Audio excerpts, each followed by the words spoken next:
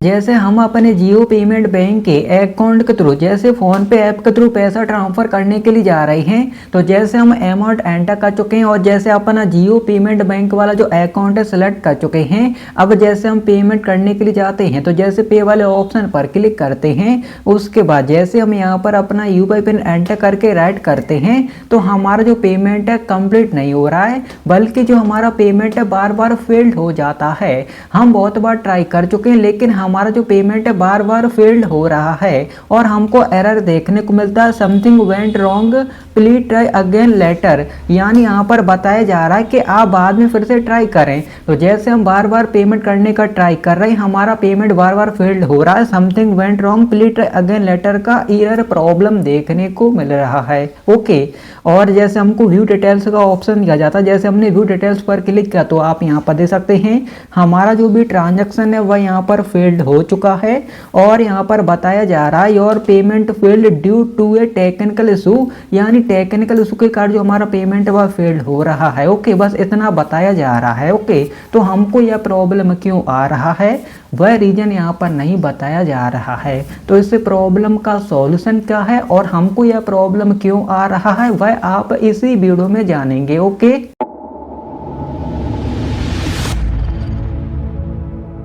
हमको फोन पे में बार बार यही प्रॉब्लम आ रहा, जैसे हम अपने जियो पेमेंट बैंक के अकाउंट तो जैसे पेमेंट करने के लिए जा रहे, something went wrong please again later का प्रॉब्लम आ रहा।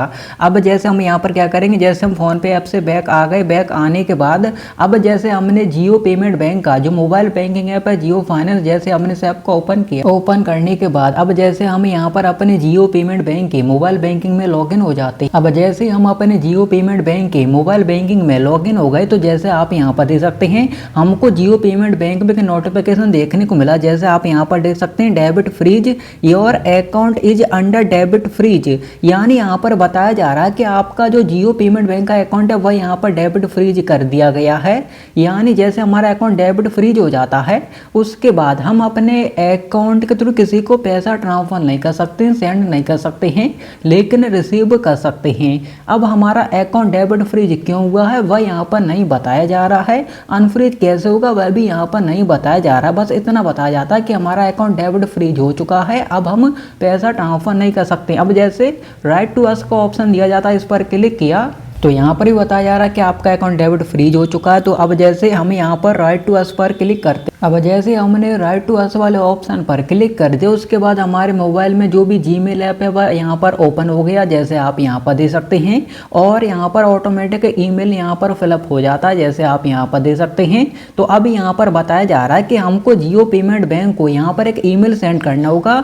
ईमेल में क्या सेंड करना होता है, तो जैसे हमारा अकाउंट यहाँ पर डेबिट फ्रीज किया गया है, क्यों किया गया है वह रीजन बताइए, और अकाउंट अनफ्रीज कैसे होगा वह बताइए। यही ईमेल में लिखा हुआ है, जैसे आप यहाँ पर देख सकते हैं। हमको यहाँ पर क्या करना होता है, बस अपना रजिस्टर्ड मोबाइल नंबर यहाँ पर एंटर करना होता है और इस ईमेल को जियो पेमेंट बैंक को सेंड कर देना होता है। लेकिन ईमेल सेंड करने से पहले आपको यह चेक कर लेना है, आपको उसी जीमेल आईडी के थ्रू ईमेल सेंड करना होता है जो भी जीमेल आईडी आपके अकाउंट के साथ लिंक है। ओके, आपको अपने रजिस्टर्ड ईमेल आईडी से ही मेल सेंड करना है।